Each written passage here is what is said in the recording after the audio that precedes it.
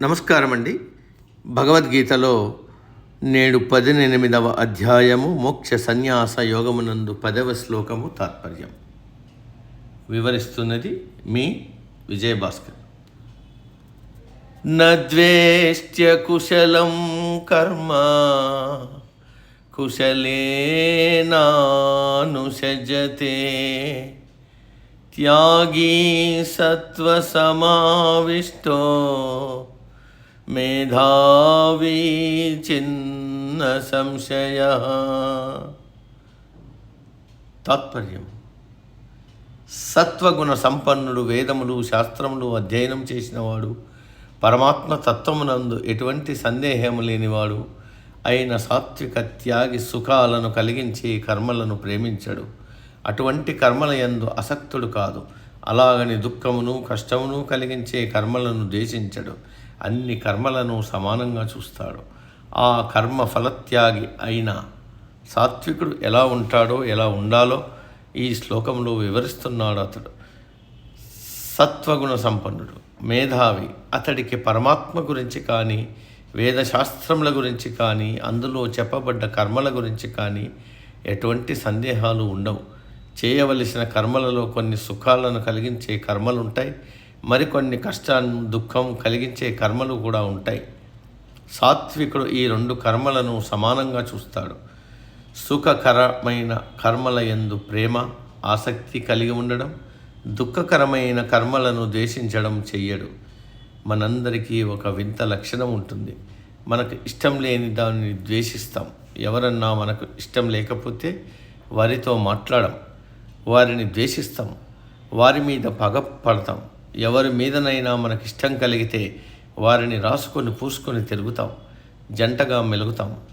అలాగే ఇష్టమైన పనులను కావాలని నెత్తిన వేసుకొని చేస్తాం. ఇష్టం లేని పనుల జోలికి కూడా పోం. ఉదాహరణకు, చదువు చెప్పించడానికి తల్లిదండ్రులు వారి ప్రేమ, ధనము కావాలి, కానీ వారిని వృద్ధాప్యంలో పోషించడానికి వారి పట్ల ప్రేమ ఉండదు. పెళ్లి చేసుకునే వరకు కాబోయే భార్య మీద అంతులేని ప్రేమ చూపించడం, పెళ్ళైన తర్వాత ఆ ప్రేమ ద్వేషంగా మారడం, భార్యాబిడ్డలను వదలడానికి కారణాలు వెరగడం, విడాకుల కోర్టుకు పరుగులు పెట్టడం, అప్పు తీసుకునే వరకు అప్పు ఇచ్చేవాడిని దేవుడిగా కొలవడం, తిరిగి అప్పు తీర్చే సమయానికి వాడి మీద ద్వేషం పెంచుకోవడం,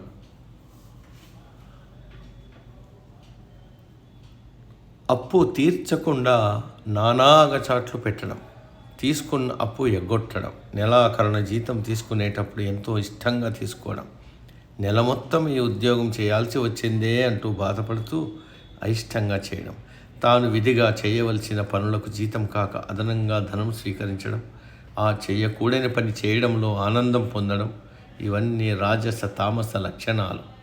కానీ సాత్వికుడు అటువంటి పనులు చేయడు. తనకు ఇష్టం లేని వారిని ద్వేషించడు. వారి పట్ల ఉదాసీనంగా ఉంటాడు. పగ, ద్వేషం పెంచుకోడు.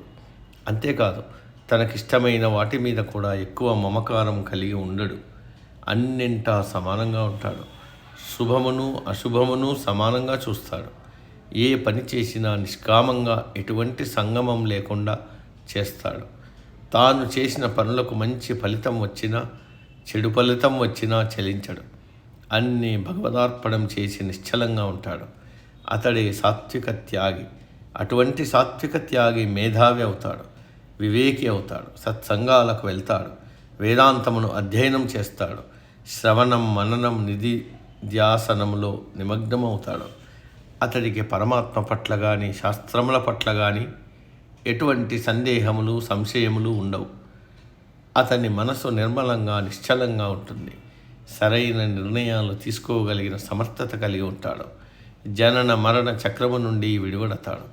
చివరకు మోక్ష ప్రాప్తి పొందుతాడు. నేటికి సమాప్తం. తదుపరి శ్లోకం రేపటి రోజు.